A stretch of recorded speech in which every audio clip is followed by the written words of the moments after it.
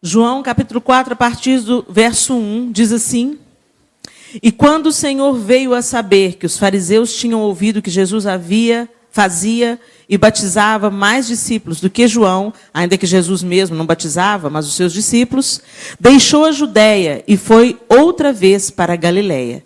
E era-lhe necessário passar por Samaria. Foi, pois, a uma cidade de Samaria, chamada Sicar, junto da herdade que Jacó tinha dado a seu filho José. E estava ali a fonte de Jacó. Jesus, pois, cansado do caminho, assentando-se assim junto da fonte. Era isso quase a hora sexta. Veio uma mulher de Samaria tirar água e disse-lhe Jesus, dá-me de beber. Porque os seus discípulos tinham ido à cidade comprar comida. Disse-lhe, pois, a mulher samaritana: Como sendo tu judeu, me pedes de beber a mim, que sou mulher samaritana? Porque os judeus não se comunicam com os samaritanos. Jesus respondeu e disse-lhe: Se tu conheceras o dom de Deus e quem é o que te diz, dá-me de beber, tu lhe pedirias e ele te daria água viva. Disse-lhe a mulher: Senhor, tu não tens com o que atirar, e o poço é fundo. Onde, pois, tens a água viva? És tu maior do que Jacó, o nosso pai, que nos deu o poço, bebendo ele próprio dele, e os seus filhos e o seu gado?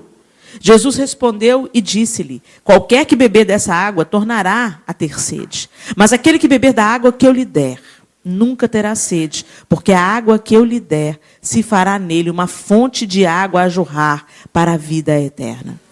Disse-lhe a mulher: Senhor, dá-me dessa água, para que não mais tenha sede e não venha aqui tirá-la. Disse-lhe Jesus: Vai, chama o teu marido e vem cá. A mulher respondeu e disse: Não tenho marido.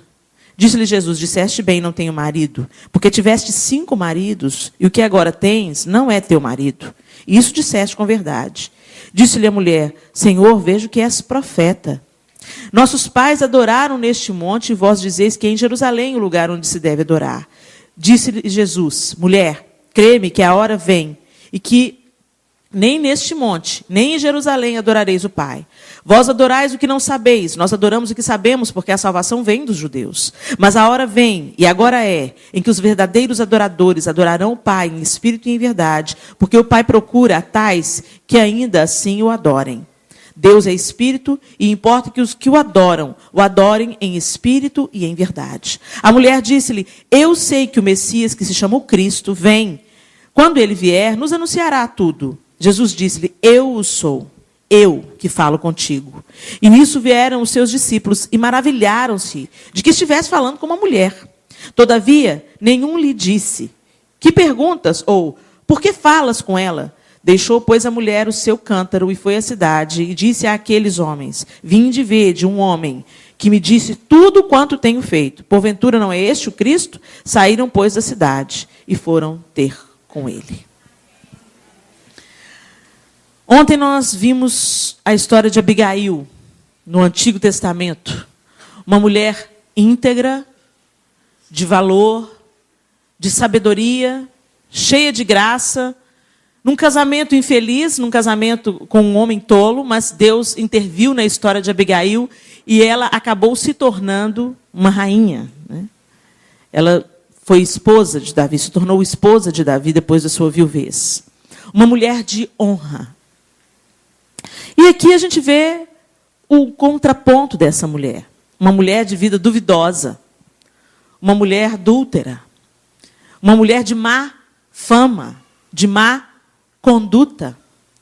Mas Jesus conferiu honra a essa mulher. Jesus é doce.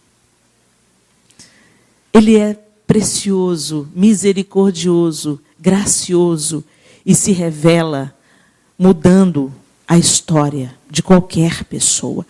Qualquer pessoa. E quando eu vejo Jesus nesse episódio, algumas coisas me chamam a atenção, nos chamam a atenção. O contexto histórico que esse texto se passa, a mulher não podia se dirigir ao homem em público. Ela não podia conversar com um homem, muito menos um mestre como Jesus em público. Muito menos, sendo ela samaritana e ele judeu. E aí Jesus quebra os paradigmas e se dirige em público a uma mulher. Primeiro paradoxo. Jesus veio para também resgatar o papel da mulher. A valorização da mulher não se deu no movimento feminista. A maior conquista da mulher não foi o movimento feminista. A maior conquista da mulher foi o que Jesus fez quando ele veio. Ele arrebentou com tudo, gente. Primeiro, o homem não se dirigia à mulher em público. Mulher era a que cuidava da casa e fazia filho. E só. Ai da mulher para dar palpite em qualquer coisa. Para um homem ser sustentado por uma mulher era uma coisa vergonhosa. Principalmente na cultura judaica.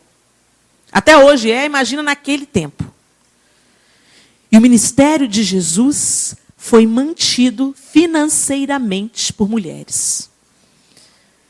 Jesus podia ter escolhido outra galera para sustentar o seu ministério. Jesus podia ter dito para essas mulheres, não quero. Não quero ajuda de mulher. Mas não foi isso que ele fez. Muitas mulheres andavam com os discípulos servindo a Jesus. A própria Maria de Magdala, depois de ser liberta de muitos demônios, passou a seguir. Elas não são listadas como discípulas, mas a Bíblia diz que elas andavam servindo a Jesus e aos discípulos. Próprio Marta e Maria, a gente vê essa história de serviço ao mestre e de provisão financeira. Mulheres ricas sustentavam o ministério de Jesus. Nisso eu vejo Jesus quebrando um paradigma e restituindo à mulher o que foi roubado no Éden. A mulher, depois do Éden, ela foi relegada ao papel de obediente ao seu marido. E isso permanece. A submissão que foi instituída por Deus da mulher ao seu marido, isso permanece. Mas numa posição de dignidade. Não numa posição de capacho. Não para ser pisada. Eu gosto da fala de Agostinho. Santo Agostinho diz que a mulher não foi tirada da cabeça do homem para que não fosse superior a ele, nem de seus pés para que não fosse pisada, mas foi tirada da costela, do lado dele, para que andasse junto com ele. E Jesus restituiu esse valor à mulher. Quando a gente vê ele permitindo que as mulheres sustentassem o ministério dele. Quando a gente vê que Jesus se apresentou ressurreto em primeira mão a uma mulher. A primeira pessoa que contemplou Jesus ressurreto foi uma mulher.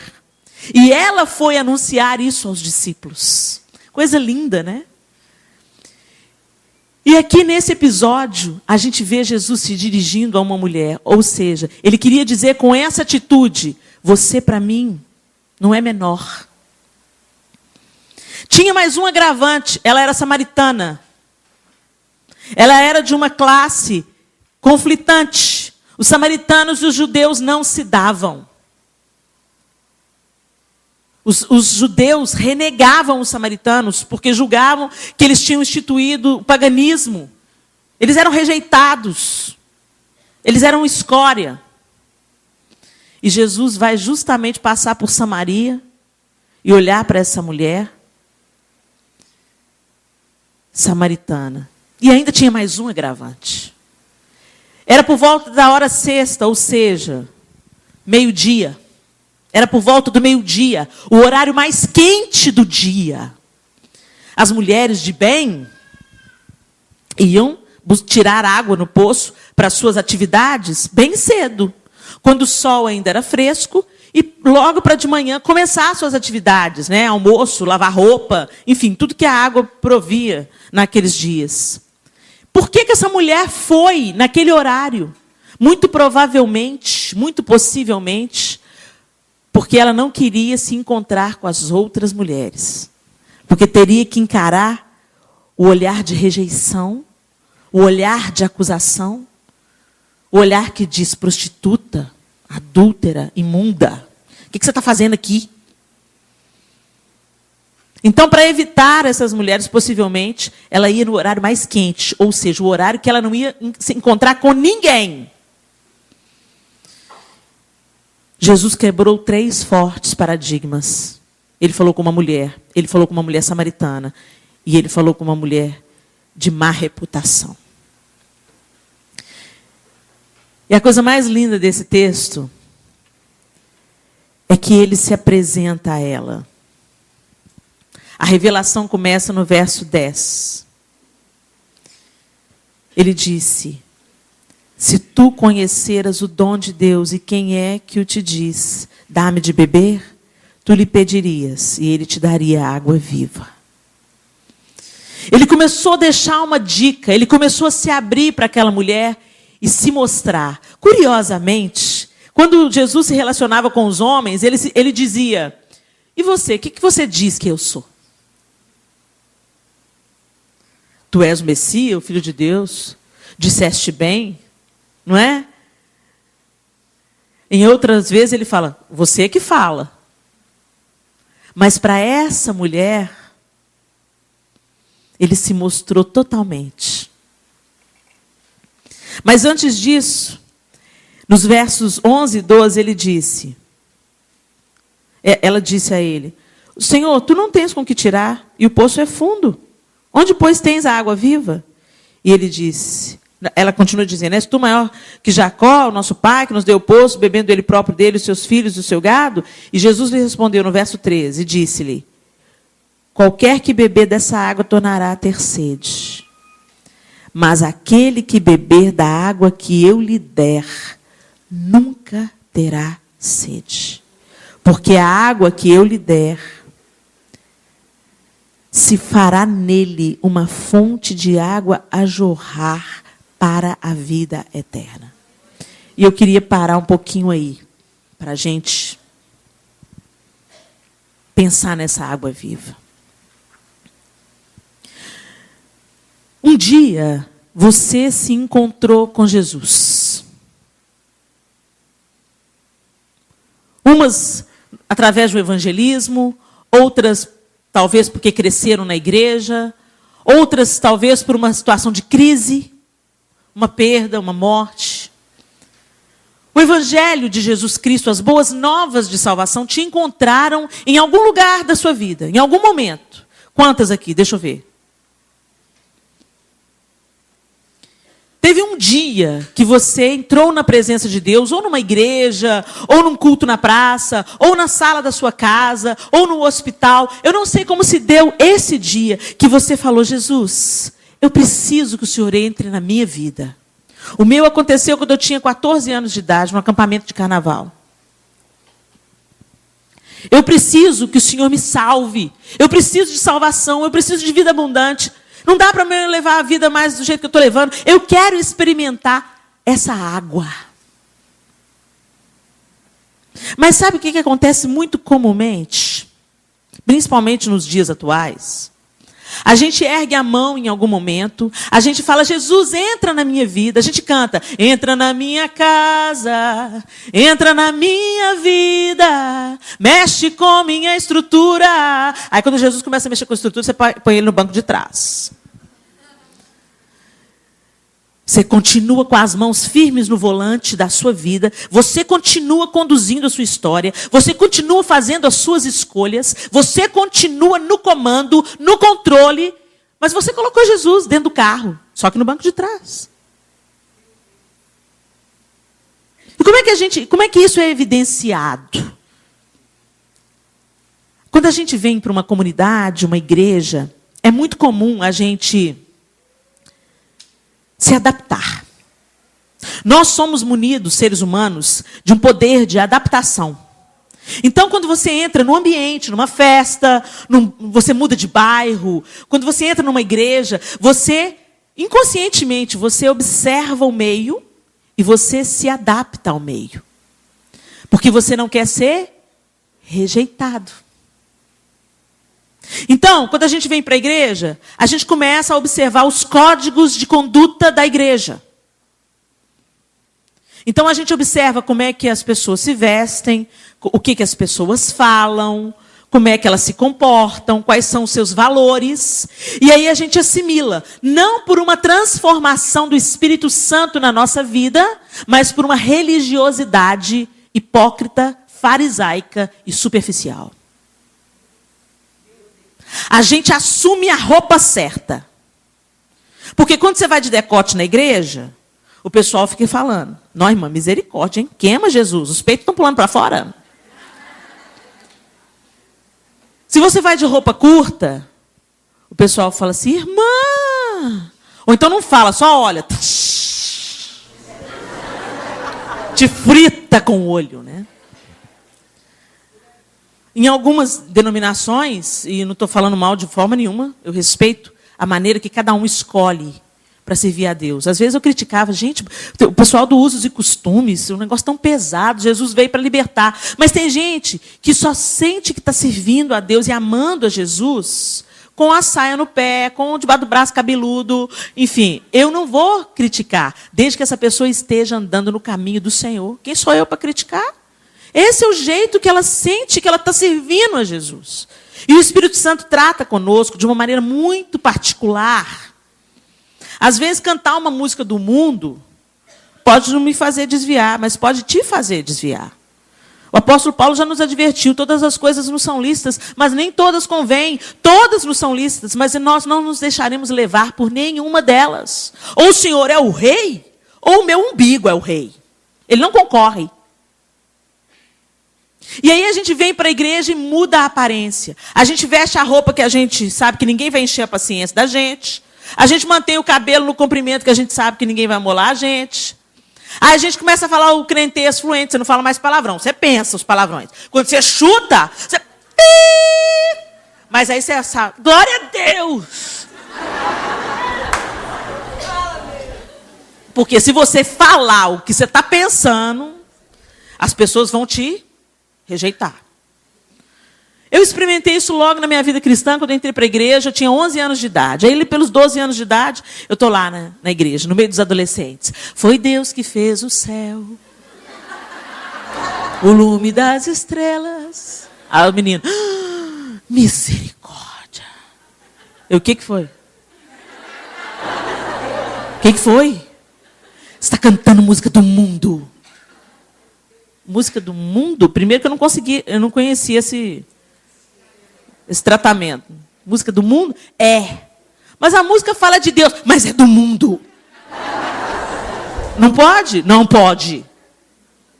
Por quê? Porque não pode. Tá bom. Captei, absorvi, introjetei. Anos depois, alguém cantando música do mundo perto de mim. Que isso? Está cantando música do mundo? Por quê? Não pode? Não, não pode. Por que não pode? Cri, cri, cri, cri, cri, cri. Porque não pode. Quando a gente vira religioso, a gente tem sempre o dedo em riste para o outro. Olha o decote dela. Olha o tamanho da saia. Tá de alcinha, irmã? Misericórdia. Cortou o cabelo? Você sabe que você não sobe, né? Se Jesus voltar. A gente assume a posição de juiz e a gente não só julga, não. A gente já mata, condena, amarra e joga no inferno. Mas a gente se acha muito santa. Aí a gente começa a praticar as disciplinas espirituais, que são disciplinas legítimas. O jejum, a oração. Aí a gente começa a se envaidecer. Esse é o pior. O cara que se acha mais santo do que o outro porque jejua, vem orar na igreja, lê a Bíblia todo dia. Aí que a gente estufa o peito mesmo e pensa, eu sou espiritual. Sai da frente, capeta, vou passar por cima. Você é a bambambam, mas a sua língua continua grande. A maledicência continua em alta. A falsidade também. Você fica de olho no marido da outra. Você usa a roupa propositalmente para seduzir. Porque você olha no espelho e fala assim, não, mas eu não sou me jogar fora. Vou esconder o que tem que ser mostrado agora, que eu sou jovem? O espírito de sensualidade continua em você. Aí, mas a gente pensa que está bem. É igual quem tem mau hálito. Todo mundo sabe. Fala por trás, olha lá o bafão. Vem, bafão. Te dá balinha. Eu sei que eu não estou com bafão, quando eu ganho balinha. Aí, todo mundo fala, mas não tem um amigo para falar assim, fulano, aqui, você tem mau hálito. Você precisa de fazer um tratamento. Procurar saber o motivo que está causando esse mau hálito. Ninguém tem coragem, mas fala pelas costas. Ai, Jesus, fulano tem... Ó, quando abre a boca, parece uma boca de lobo. Sai de perto, fala mal, mas ninguém tem coragem. Mas o cara que tem mau hálito não percebe. Ele pensa que está arrasando. Às vezes vem todo perfumado, bem vestido, quando abre a boca...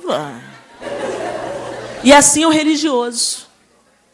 A gente pensa que está arrasando. A gente tem a nossa justiça própria em alta. A gente olha para a gente e a gente se compara com os pecadores, entre aspas, como se a gente não fosse, né? Porque a gente pensa que pecado é só pecado sexual. Não é não, tá, gente? As consequências dos pecados são diferentes, mas todo pecado nos separa de Deus. Uma vez eu fui pregar sobre glutonaria, levantei a ira na igreja. Porque crente não gosta de ouvir sobre glutonaria, não. Porque crente não bebe, não fuma, mas come pra caramba. E acha isso engraçado. E aí a gente vai, para tentar curar as nossas emoções que Deus deveria curar, a gente joga a comida para cima. E come, e dá-lhe Coca-Cola. Mas isso não é vício, não. Isso não é vício. Vício é cerveja, é Brahma, é cigarro. Coca-Cola não é vício. Mas tira a pretinha para você ver como é que você fica. Não, sabe o que é, Helena? Sabe por que a gente não pode beber nem fumar? Porque isso faz mal para o nosso corpo. Nosso corpo é templo do Espírito Santo. Sabe quanto que tem numa garrafinha de refrigerante de 600 ml? 18 sacos de açúcar. Tem uma propaganda sendo veiculada nos Estados Unidos super interessante. Senta dois caras num bar, um pede uma garrafinha de 600 ml de refrigerante. Começa a tomar despreocupadamente. Aquela garrafa bonita, geladinha. Aí chega um cara, olha para ele, pega o açucareiro, pega um saquinho de açúcar, abre, assim. Outro, abre, ri para ele. 3, 4. E o cara assim. Tipo assim, é louco. Esse cara é louco. E foi 18 sacos de açúcar. Aí, aquele saquinho de açucareiro que fica no... Aquele sachê. Mas vocês já viram o sachê? Que tamanho que é? Não é da adoçante, não, gente. É açúcar. O adoçante vem um tiquinho. O açúcar considera pelo menos 18 colheres de sopa rasas de açúcar. É isso que a gente consome. É isso que a gente faz com o templo do Espírito Santo. Tem gente que toma litros de refrigerante por dia. Isso não é vício, não? Você não toma água, você toma refrigerante para matar a sede. Isso não é vício, não? Quando a apóstola fala, vamos fazer um jejum de refrigerante. Aí eu disse, ai meu Deus, refrigerante não. Café? Estou com crise de abstinência, dá dor de cabeça. Mas a gente, legalista, fala que vício é cigarro e cerveja. Mas a gente entorna refrigerante, detona o nosso corpo, vai engordando, engordando, engordando, aumentando a pressão arterial e fala que isso não é vício. Ou seja, pecado para a gente é o que convém. Quando a gente fala glutonaria é pecado, as pessoas não admitem. Fala que eu estou pregando contra os gordos. Se eu estivesse pregando contra o gordo, eu estaria pregando contra mim mesmo. Porque eu estou 10 quilos acima do meu peso ideal. Mas é uma questão do metabolismo. Depois a gente passa dos 40, a história é outra, né, gente? Mas eu estou tentando, com todas as minhas forças, me disciplinar. E já comecei a ver os resultados. Por exemplo, antes eu tomava 2 latinhas de refrigerante, tranquilo. Eu não consigo mais. É isso mesmo, Jesus, vai me libertando. A Coca-Cola, eu não consigo mais. Tem libertação para você também, recebe aí. Ou seja, todas as coisas me são lícitas, mas nenhuma delas vai me aprisionar. Nada me detém. Eu não sou escrava de nada, eu sou livre.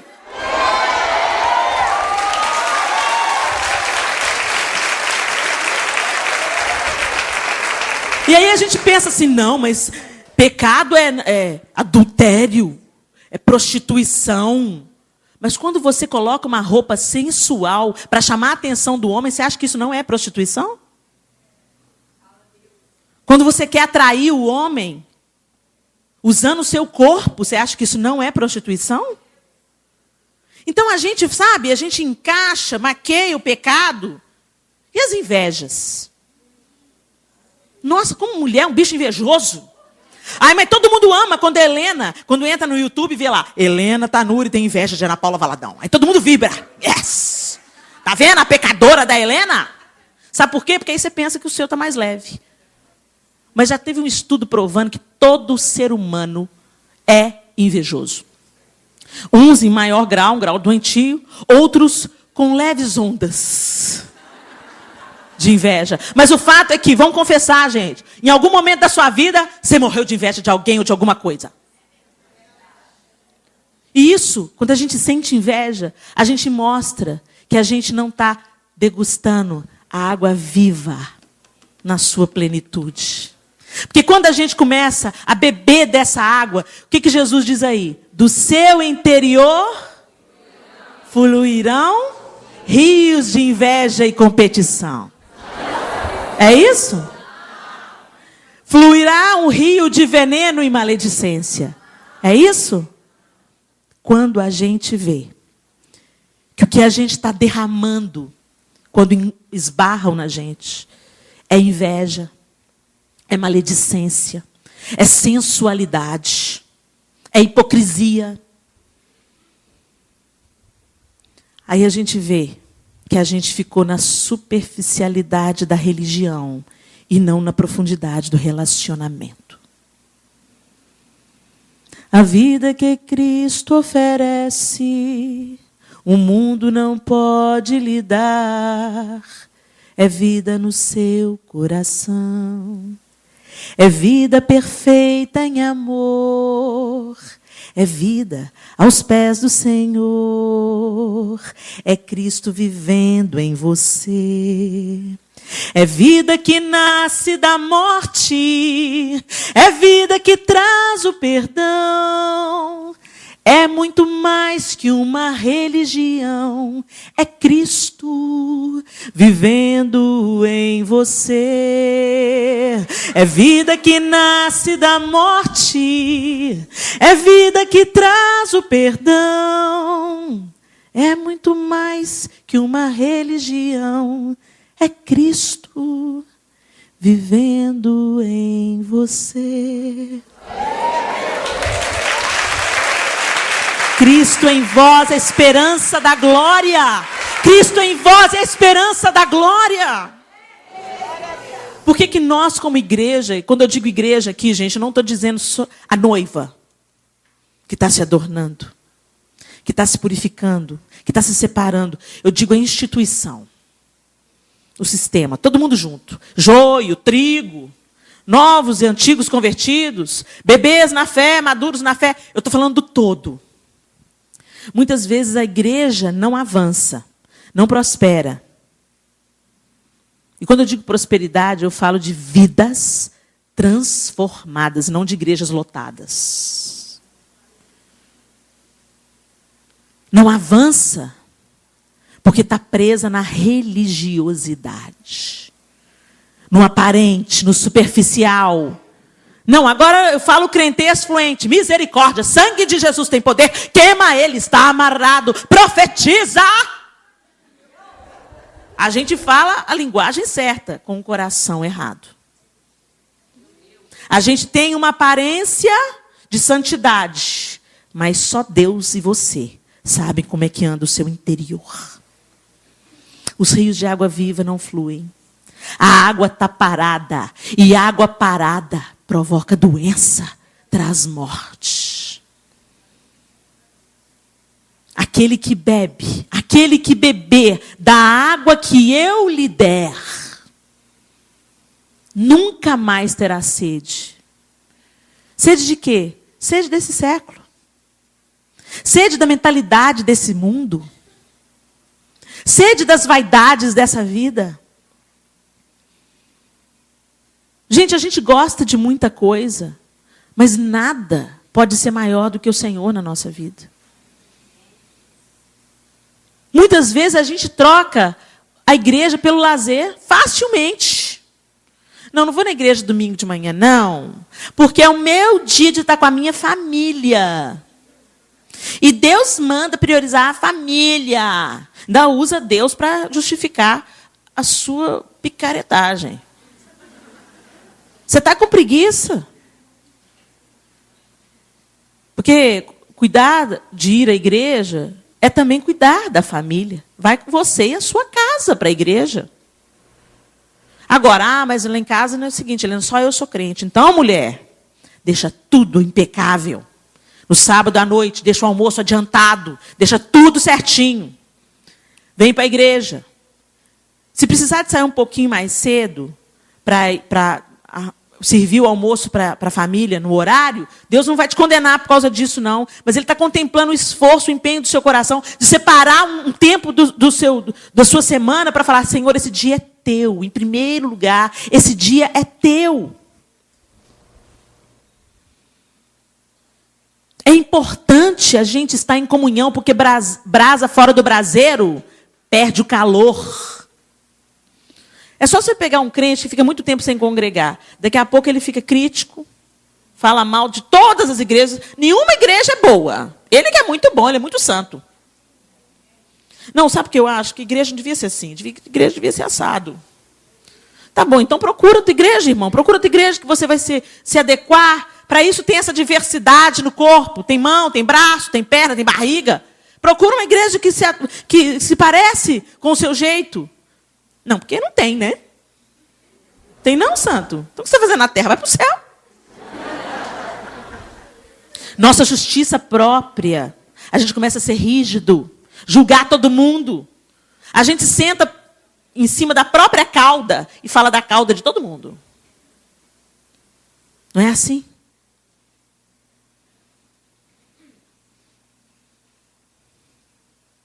E eu quero te perguntar nessa manhã.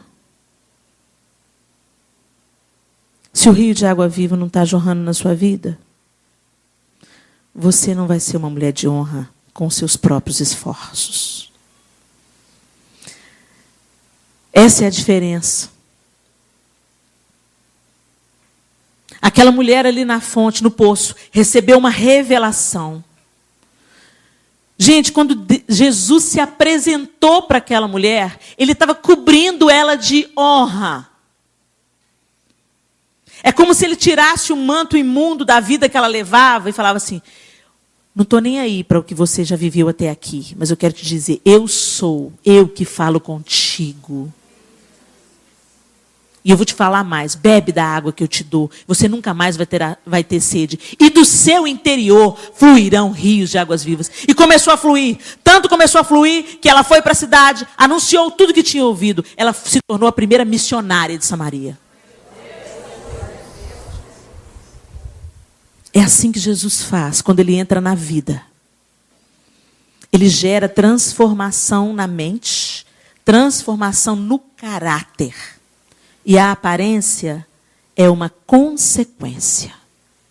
Mas nesse mundo em que nós estamos inseridos, a gente cuida primeiro da aparência. Você tem que parecer santo. Então você gosta de anunciar suas boas obras. Eu estou em jejum. A Bíblia diz que quando a gente está em jejum, que é para a gente lavar o rosto, ungir a cabeça, ou seja, nos nossos dias, se perfuma, se produza, fica bem bonita, maquiada, para ninguém desconfiar que você está jejuando. Mas a gente gosta de falar, não, eu estou em jejum. Porque isso é bem característico do sepulcro caiado. E, gente, o pior do engano é que a gente também se engana. A gente não engana só o outro, não, a gente se engana. E aí, sabe o que vai acontecendo? A gente começa a se sentir tão bom, tão bom, tão bom, tão bom, tão bom, tão justo, porque a gente se compara com o povo do mundo. A fulana é um drogado, eu não uso droga. A fulana é uma prostituta, eu casei virgem. No meu casamento, nem essa intimidade demais, não. Sabe, a gente é santo. Isso aí dá um outro congresso, né? Com a ausência dos meninos. Nós temos alguns meninos no ambiente, então depois a gente conversa. Em outra ocasião a gente conversa. Mas o fato é que a gente começa a se sentir tão justa, tão espiritual, porque eu jejuo, eu leio a Bíblia, eu faço parte do ciclo de oração. Eu estou inserida no ministério. Eu já cantava no Diante do Trono quando eu descobri a minha podridão. Deus já usava a minha vida, porque Deus usa mula, Deus usa pedra. Não é porque Deus está te usando que você está caminhando na presença dele, não. A obra dele não para, então ele usa quem ele quer usar. E não é por nossa causa, não é pela nossa justiça, é pela graça. A gente usa hoje a graça para legalizar o nosso pecado. Não, é pela graça, irmão. A gente gosta da música do Thales, né? É pela graça.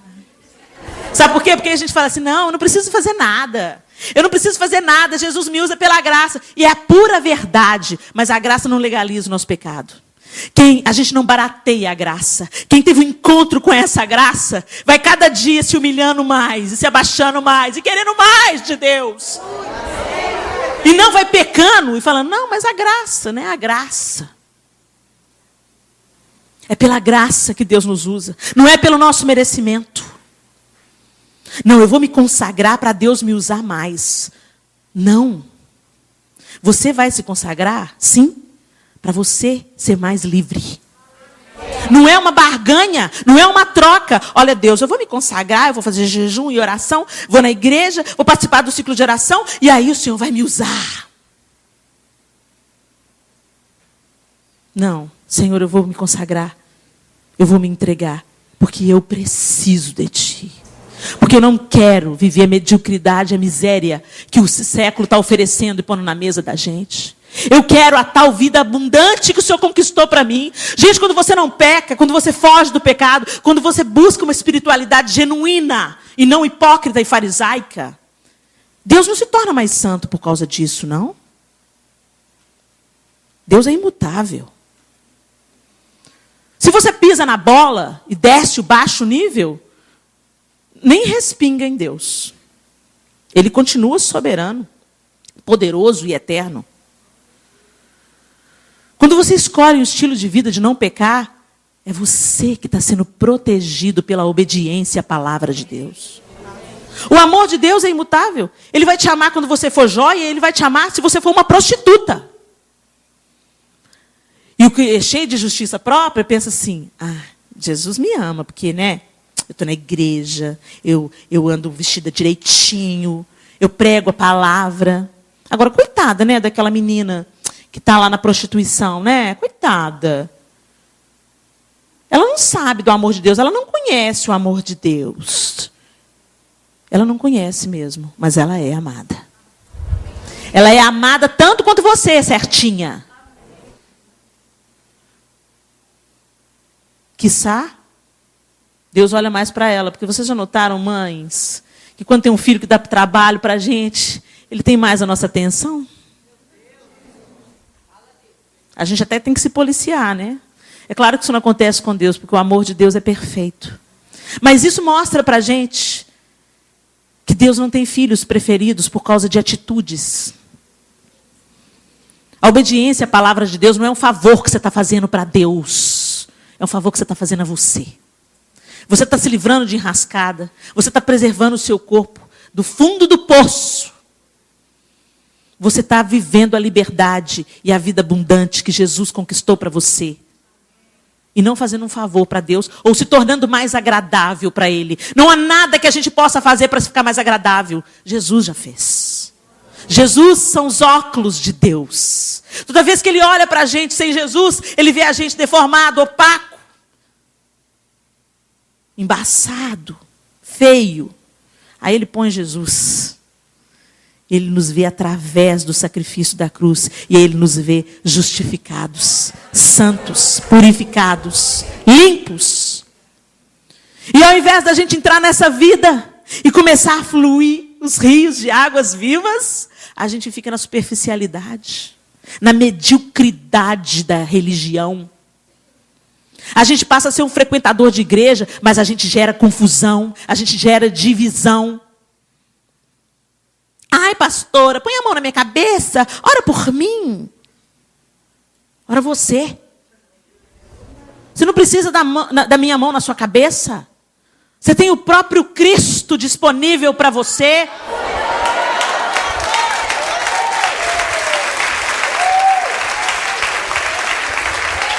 Às vezes a gente dá uma palavra de ensino, de vitória, e fala, irmã, vai para o seu quarto, fecha a sua porta, se derrama na presença de Deus e fala, Senhor, quem em mim que precisa ser mudado? Eu não quero ser hipócrita. Eu não quero ser bonitinha por fora e continuar invejosa, competitiva, orgulhosa, rabugenta, maledicente no meu coração. Eu não quero, Senhor, rancorosa. Não consigo perdoar. Como que uma pessoa que é cheia de Deus não consegue perdoar? Porque está cheia de Deus, não. Está cheia de religião. Está cheia de aparência. Está no controle, está com a mão no volante. E Jesus está no banco de trás. Jesus se apresenta para você hoje. E te diz: aquele que beber da água que eu lhe der, jamais terá sede. Às vezes você está experimentando frustrações. As coisas parecem que não rompem na sua vida. Tudo acontece para os outros, para você, necas. E aí você começa a ficar com raiva de Deus. Você começa a falar, Depois fala que não tem filho predileto. Olha lá o Thales. Pecou. Se desviou da casa do Senhor. Agora vem e canta. Eu vou voltar para a casa do Pai. E está arrebanhando multidões. E eu, que tenho a promessa de ser o grande líder de louvor na nação, ó.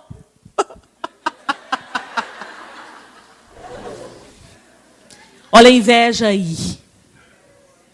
Não é inveja, não. É justiça.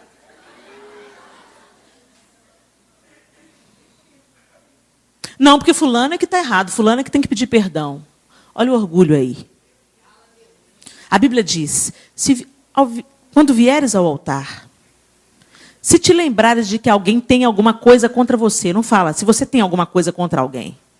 Se você se lembrar de que alguém tem alguma coisa contra você, deixa a sua oferta. Vai lá. Reconcilia-te com seu irmão. Depois volta e oferece a sua oferta.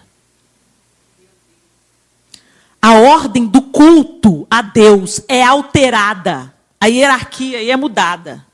Primeiro vem, conserta com seu irmão. Depois vem a adoração. Olha que loucura isso. Ou seja, quando você vem aqui e ergue mãos e adora, e pula, e dança, a dança da noiva. O Senhor está olhando o vestido da noiva todo esfarrapado, todo sujo, pela falta de perdão, pela fofoca, pelo rancor, pela inveja. Gente, são coisas que a gente não muda pela nossa vontade. A gente se esforça. A gente se esforça, né, gente? A gente tenta. Fala sério, né? Mas olha, de falar. Se você não beber da água, vai conseguir não, tá? Nós não conseguimos essa na justiça própria. A gente até consegue um mês. Não, gente, eu fiz um propósito.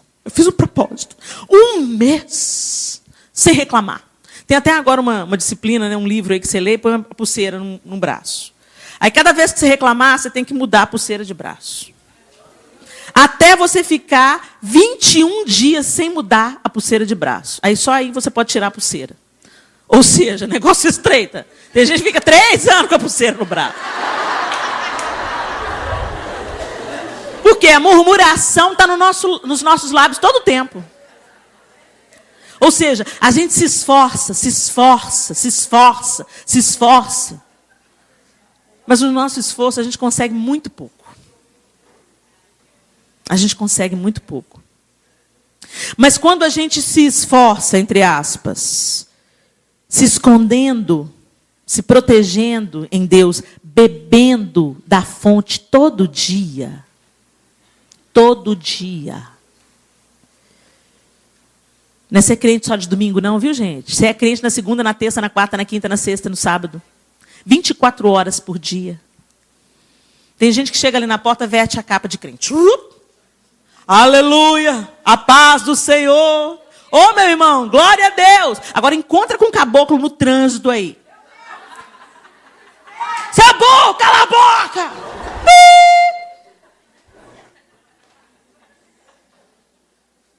Não é assim, gente? Com o apóstolo, com o pastor, com o bispo, é a voz mansa. Pastor, o apóstolo.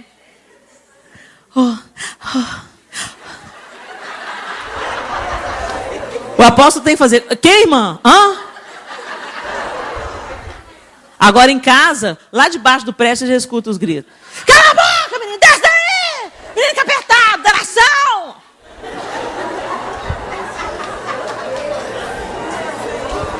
Com o apóstolo é, ô pastor, eu posso. Com o marido é, tô indo. Se não beber da fonte, minha linda, deixa eu te dizer. Você não vai conseguir. Eu tentei, viu? Eu tentei durante muito tempo. Eu me esforçava. E cada vez que eu me deparava com a minha própria incapacidade, incompetência de ser justa, eu me frustrava muito. Aí um dia, eu estava no processo já de cura e libertação. Eu tinha trancado a minha universidade para voltar para o meu quarto. Foi a melhor coisa que eu fiz na minha vida. Eu não conseguia passar 10 minutos na presença de Deus, que eu já estava... então, Deus, tu sabe, né? Tu sabes. Eu te amo, tu sabe, né, que eu te amo. Mas quando eu comecei a cavar para a água brotar, eu passava 3, 4 horas no quarto. Teve um dia, gente, que eu tive uma experiência que eu nunca mais esqueci. Eu dancei com Jesus, em cima da minha cama. Uma música da Nívia. Quero me perder de amor por ti, Jesus. Se alguém me visse, eu falasse, pirou, pode internar, pega a camisa de força. Deus quer ter intimidade com a gente. Enquanto você tentar se livrar das suas cargas sozinha, você anda 3 passos e volta 4. Porque quando você descobre que você não consegue, que você fracassou, que você falhou, aí você começa a se sentir nada. Para mim não tem perdão, para mim não tem jeito, eu nasci assim, vou morrer assim. É assim que eu me sentia. E aí quando eu voltei para o quarto, só eu e o Senhor, longe dos holofotes, longe dos DVDs. Porque é muito fácil a gente ser espiritual no DVD, viu? É muito fácil a gente ser santo na frente das pessoas. Você quer saber se eu sou uma bênção? Eu pergunto para o meu marido e para os meus filhos. Porque eu ser uma bênção para vocês é fácil. Vocês não me conhecem. Vocês não me veem de TPM. Vocês me veem com o microfone, falando da glória de Deus. E aí vocês formam na sua cabeça uma ideia de quem é Helena. Mas quem sabe quem é Helena, primeiro é o Senhor, e depois quem vive comigo debaixo do mesmo teto. Essa sou eu de verdade. E quando eu voltei ali para o Senhor, voltei para o meu quarto, fui beber da fonte, Deus começou a me restaurar. Deus começou a jogar luz nas minhas trevas. Deus começou a mostrar como eu era. Deus começou a falar. Teve um tempo que eu falei assim, Deus me mostra como eu sou. Aí 2 dias depois eu falei, pode parar. Teve uma amiga da mamãe que também viveu a mesma história, né, mãe? A gente é podre. Mas Jesus nos ama mesmo assim. Ele te ama do jeito que você é, mas te ama demais para te deixar do jeito que você está. E aí, eu comecei a caminhar com ele. O que a religião não pôde me dar, o quarto me deu. E eu comecei a caminhar com Jesus, eu comecei a identificar a voz de Jesus. Eu comecei a pedir para ele, me muda, me cura. Por que eu sinto inveja? Não quero sentir inveja, Deus, mas eu não consigo parar de sentir. É maior do que eu, é mais forte do que eu. E Deus foi me mostrando, porque você não sabe quem você é. Você fica de olho no que é do outro, no que eu tenho dado ao outro. Isso cega você para aquilo que quem você é, para o que você tem, para aquilo que eu tenho te dado. E isso gera um outro pecado, da murmuração, da ingratidão. Helena, começa a ver quem você é. Eu te escolhi e te remi, eu curei suas feridas e te fortaleci. Quando não havia uma esperança, te chamei. Olha para o céu, assim como não dá para contar tantas estrelas, infinitamente mais estou fazendo por você, infinitamente mais estou fazendo em você. Estou te ensinando a sonhar os sonhos que povoam o meu ser. Quem mais te amaria tanto assim? E te levantaria na unção e no poder. Assim diz o Senhor. Olha para quem você é. Deus te escolheu. Ele te remiu. E Ele está mudando a sua vida. Se você permitir. A sua mão é a única que pode impedir o agir de Deus. A dureza do seu coração. A resistência do seu coração. Porque o Senhor é um gentleman. Ele diz, eis que estou à porta e bato. Eu não esmurro. Eu não chuto, não ponho a porta abaixo. Eu bato. Se alguém abrir a porta, então eu entrarei. E eu cearei. Cear fala de comer junto, fala de relacionamento. O Senhor não quer ser o seu amigo nas horas difíceis. O Senhor não quer ser o visitante que recebe a sua visita, o visitado que recebe a sua visita todo domingo. O Senhor quer caminhar com você cada milha da estrada dessa vida. Todos os dias, no ônibus, na escola, na igreja, no trabalho. E à medida que nós caminhamos com Ele, de fé em fé, de glória em glória, nós vamos sendo transformados.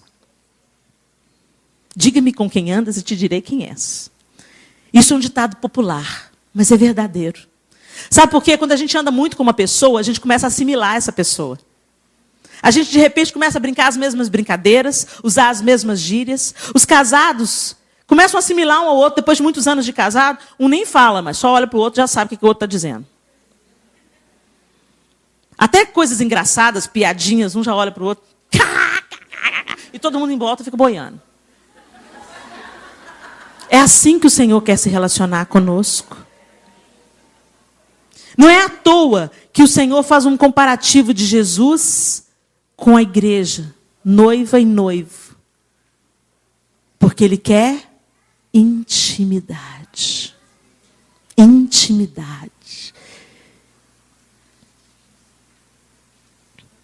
Ele quer intimidade. De quem você é íntimo, você conhece os sinais. O tom de voz, você conhece. Se a pessoa está bem ou se a pessoa está mal, você já sabe só de olhar. Às vezes nem de olhar, às vezes de falar no telefone você sabe. É esse nível de relacionamento que Deus quer ter com você, mulher. E através desse relacionamento, Ele vai mudar em você o que precisa ser mudado. A água, a fonte de água viva, vai começar a jorrar. E aí você não só vai ser saciada na sua sede, como também vai ser instrumento para dessedentar outras vidas. Muita gente está querendo fazer a obra de Deus na força e na violência. Querendo posição, querendo título.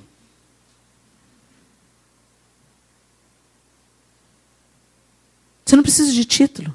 O maior de todos você já tem, você é filha. Você é filha de Deus. Filha. Deixa essa água jorrar do seu interior. Feche os seus olhos.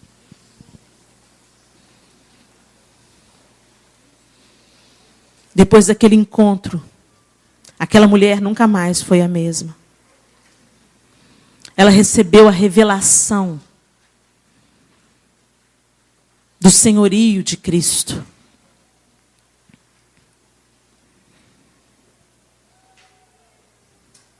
Eu quero te perguntar,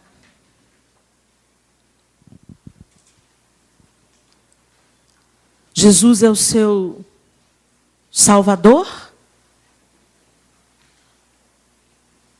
Ou Ele também é seu Senhor?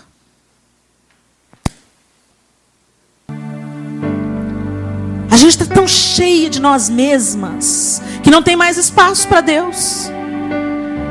Cheia das nossas vaidades, vaidades até ministeriais.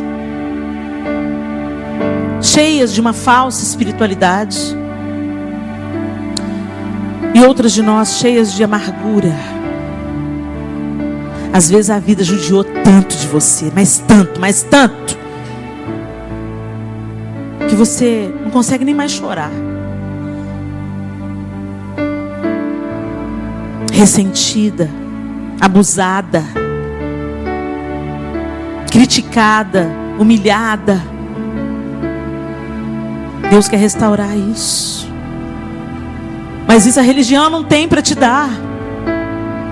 Não basta ser uma frequentadora de igreja. Gente, frequentar a igreja, trabalhar para o Senhor, tem que ser uma consequência da nossa vida com Ele. Vamos inverter essa ordem, gente. Quando a gente se reúne para adorar, tem que ser em comunhão, tem que ser uma consequência da nossa adoração diária. Se você ergue mãos diante dos outros, primeiro você tem que erguer no seu quarto. Se você dança diante das pessoas, por que não dançar no seu quarto? Peça ao Senhor para te perdoar por ter ficado na superfície da religião. Gente, nos nossos dias isso está tão fácil de acontecer. Comigo aconteceu tantos anos. Eu era uma pessoa oprimida, invejosa, competitiva. Nunca aceitava. Eu tinha uma fachada de que era muito segura, mas dentro de mim só eu sei como eu era. E tudo mudou o dia que eu falei: Deus, eu não aguento mais ser só casca. Muda a minha vida, faz alguma coisa. Eu não aguento mais sentir inveja das pessoas que eu amo. Eu não aguento mais, Senhor.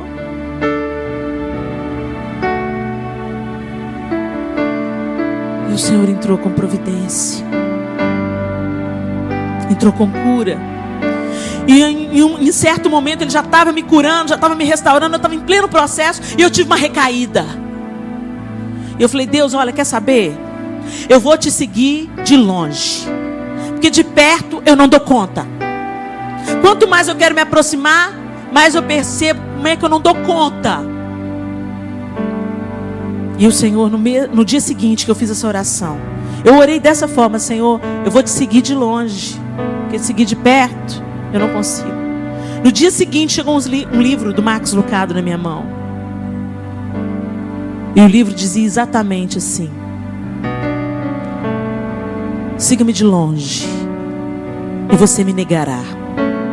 Você não pode morrer por em quem não vai poder tocar. Siga-me de perto e você subirá ao monte comigo e morrerá comigo alegremente. Se fracassou, continua se aproximando. Se está difícil, chega mais perto. Busca mais, cava mais, até você ver a água brotar. Essa água que vai tirar a sua sede.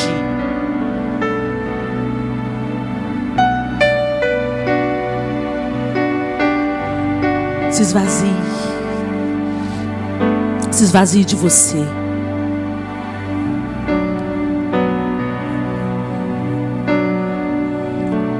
Se esvazie da sua religiosidade, dos seus títulos, das prisões do passado.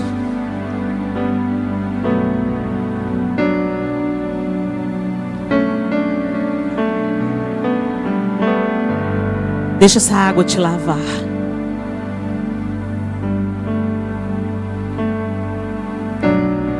Eu quero me esvaziar de mim. Eu quero me esvaziar de todos os meus títulos. Eu quero me esvaziar de mim. Eu quero me esvaziar da religiosidade e de tudo que me afasta de ti, Senhor.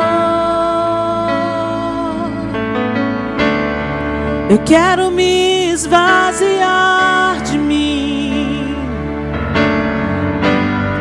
Eu quero me esvaziar das dores e desilusões. Eu quero me esvaziar de mim.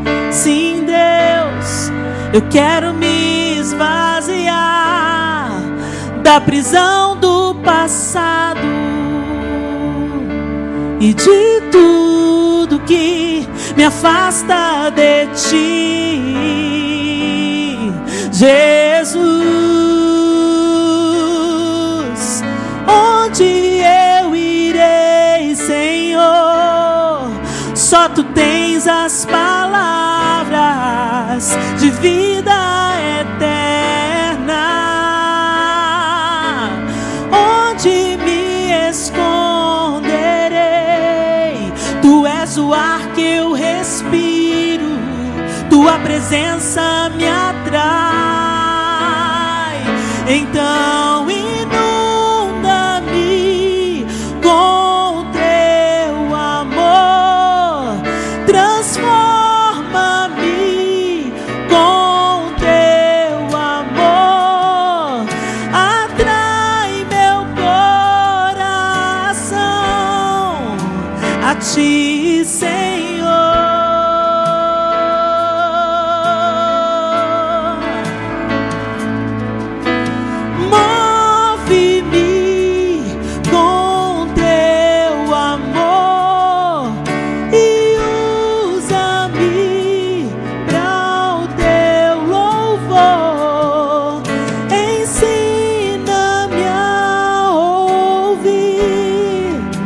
O teu coração, eu me esvazio, Senhor. Me leve em teus braços de amor. Eu me esvazio, Senhor. Me leve em teus braços de amor. Eu me esvazio, Senhor. Se esvazie.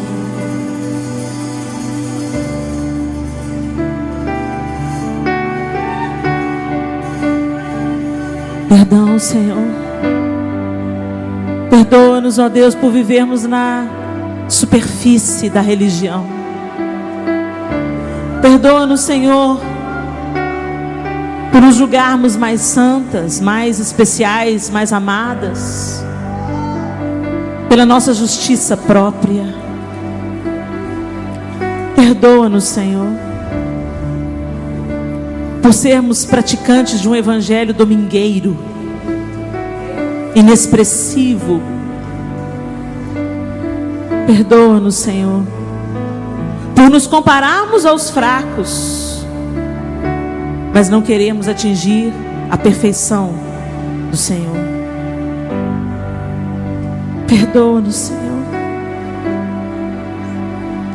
Perdoa-nos, Senhor. Nos esvazie de nós mesmas, dos nossos relacionamentos interesseiros. Oh Deus, como é que a gente trata mal quem não nos interessa e como a gente trata bem quem nos interessa. Senhor, perdoa-nos, Senhor. Perdoa-nos porque não temos exercido mordomia na nossa casa, negligenciamos os nossos filhos em nome da tua obra, Senhor. Perdoa, Senhor.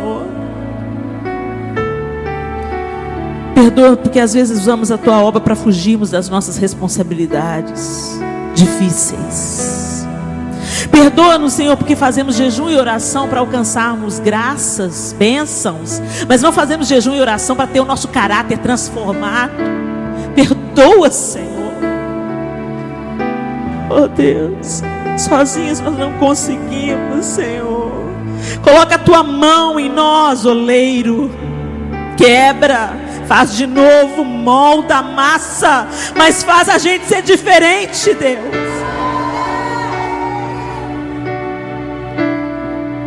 Nós clamamos o Senhor nessa manhã, Deus, tem misericórdia de nós.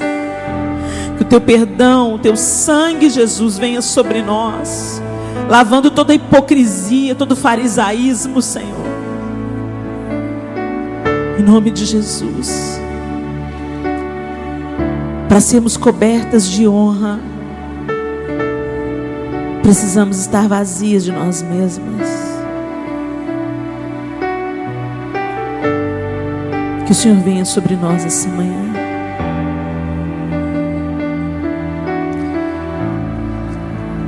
Eu quero orar por um grupo específico de mulheres nessa manhã. Eu quero orar por aquelas que estão com raiva de Deus.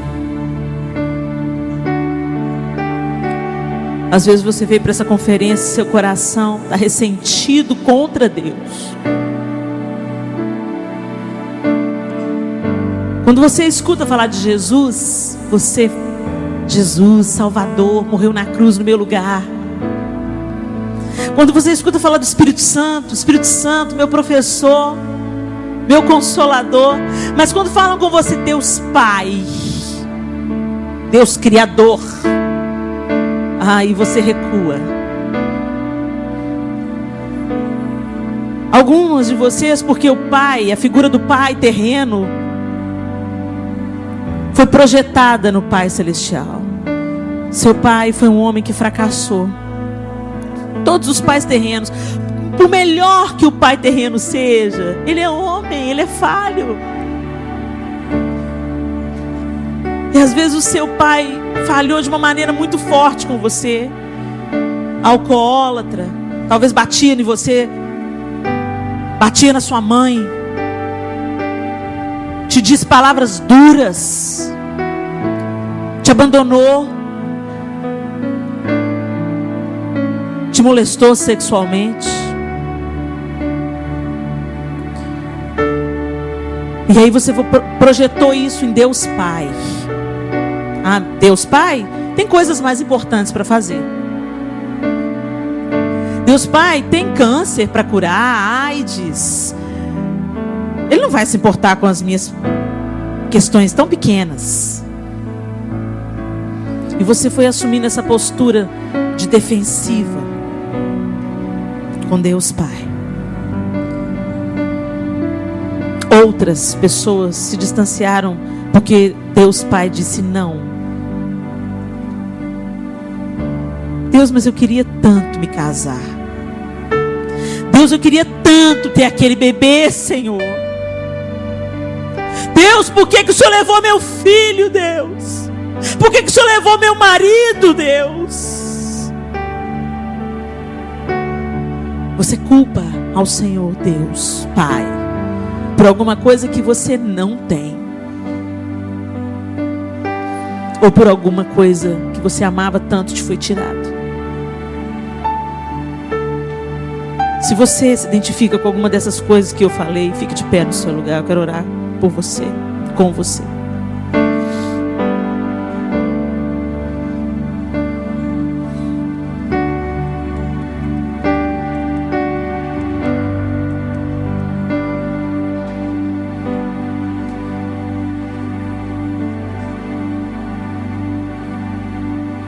Você que está de pé.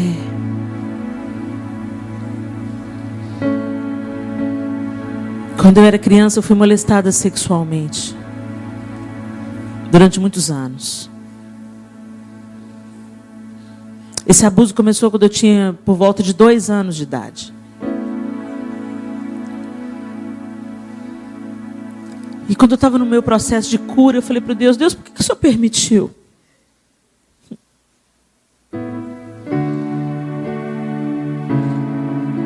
O Senhor não é meu pai?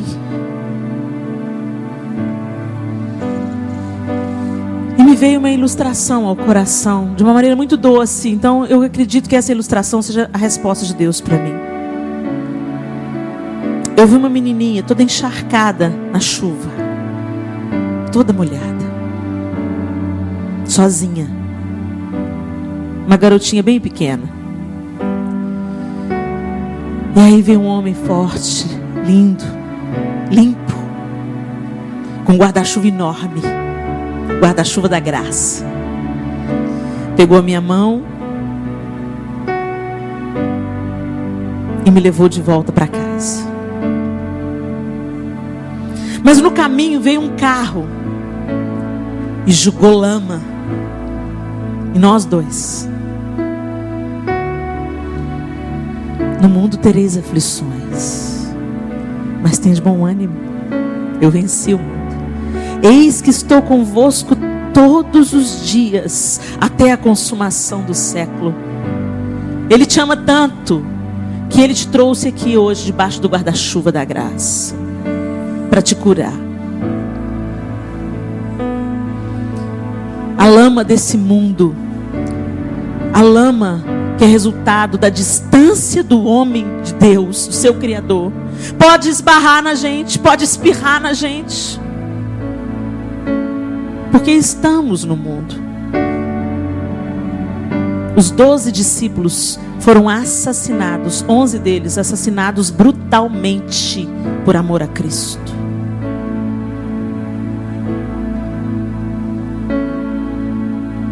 Isso produziu peso de glória. Eu não sei por que eu fui abusada, mas eu sei que Deus tem transformado isso, a minha miséria, em cura para muitas mulheres. Ele é o único que pode fazer isso. Transformar o nosso luto em vestes de louvor. Ele pegou a minha mão. Então mesmo que a lama espirre em mim, eu posso ficar tranquila, porque Ele está me levando para casa. Vai trocar as minhas vestes. E num lugar onde eu nunca mais vou experimentar a dor. Mas enquanto eu não chego lá, eu estou segurando na mão dele. E nada vai me tirar debaixo desse guarda-chuva.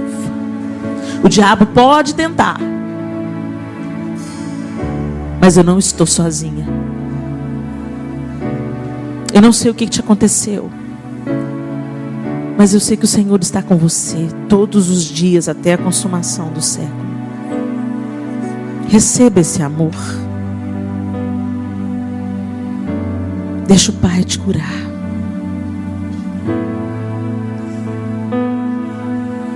Coloca sua mão no seu coração e ora comigo.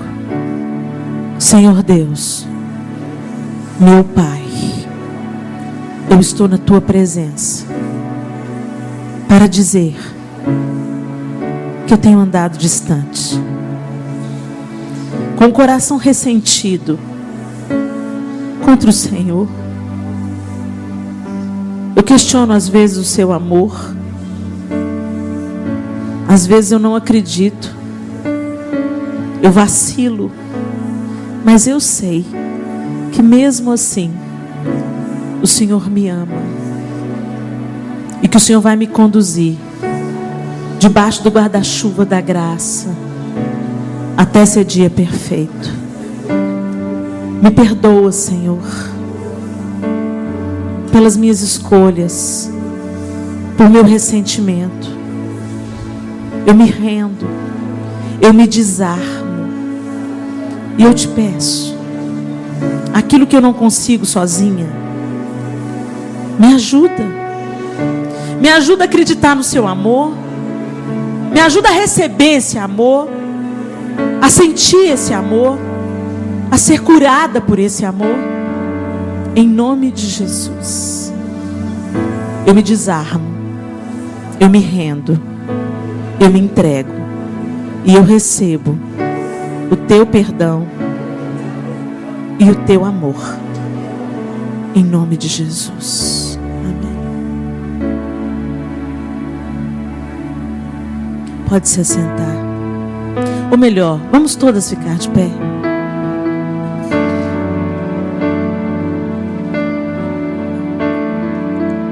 Deixa o amor do Senhor te cobrir, te curar. Deixa a fonte de água viva jorrar. Tem ciúmes de mim. O seu amor é como um furacão, e eu me rendo ao vento de sua misericórdia. Então de repente não vejo mais minhas aflições, eu só vejo a glória e percebo quão maravilhoso Ele é e o tanto que Ele me quer. Oh, Ele me amou. Oh, Ele me ama. Ele me amou. Tem ciúmes de mim. O seu amor é como um furacão, e eu me rendo ao vento de sua misericórdia. Então de repente não vejo mais minhas aflições, eu só vejo a glória e percebo quão maravilhoso Ele é e o tanto Ele me quer. Oh, oh, Ele me amou. Obrigado, Jesus. Oh, Ele me... Obrigada, Pai.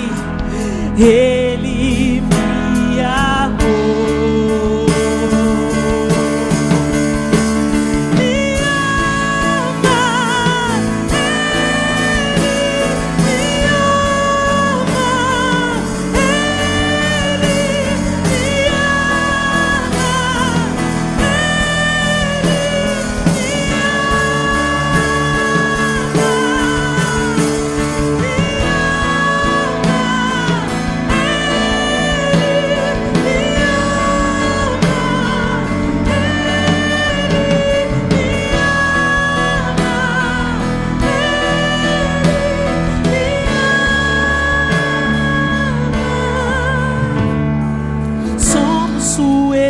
Ele é o nosso galardão. Seu olhar de graça nos atrai à redenção. Se a graça é um oceano, estamos afogando. O céu se une à terra com um beijo apaixonado. Meu coração dispara em peito acelerado. Não tenho tempo pra perder com ressentimentos quando penso.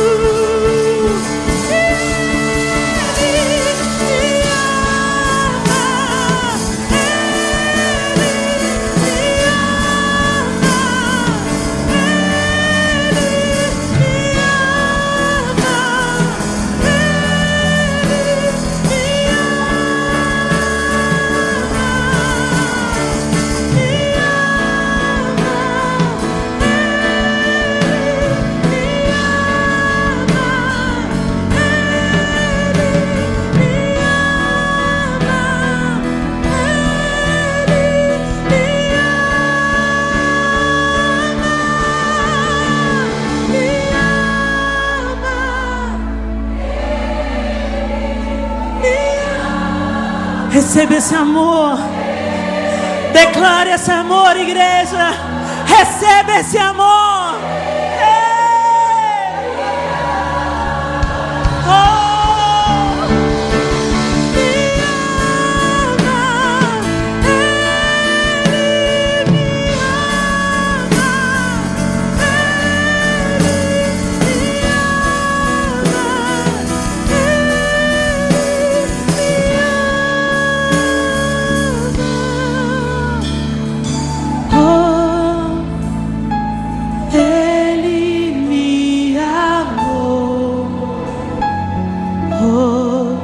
Ele me ama, Ele me amou.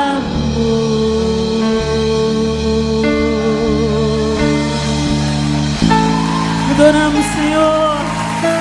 Oh, cobre-nos com teu amor, limpa-nos com teu amor, amor, amor, amor, amor, amor. Sacia nossa sede, Senhor. Sacia nossa sede, Senhor. Queremos a água que flui da tua vida, da tua morte. Sacia-nos, Senhor. E que do nosso interior rompam as fontes, fontes de águas vivas, fontes de águas vivas, jorrando para a vida eterna. Obrigada, Senhor. Obrigada.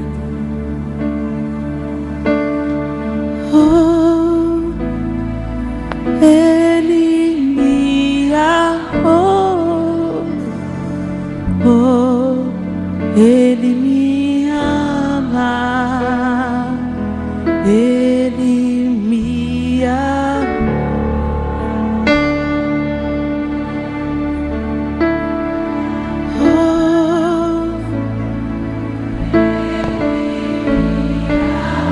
Oh, obrigado, Senhor.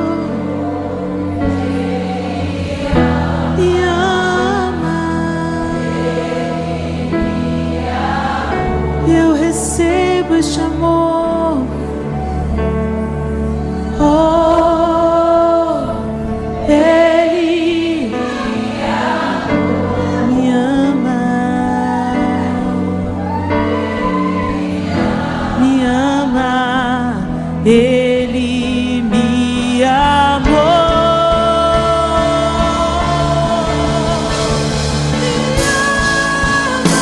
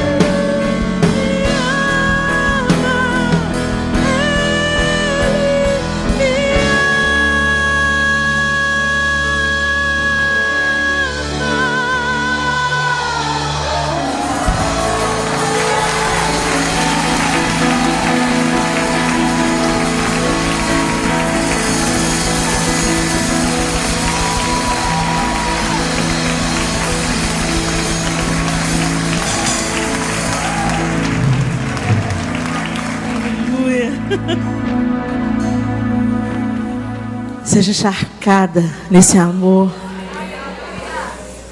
Quando tudo parecer contrário, tudo parecer adverso,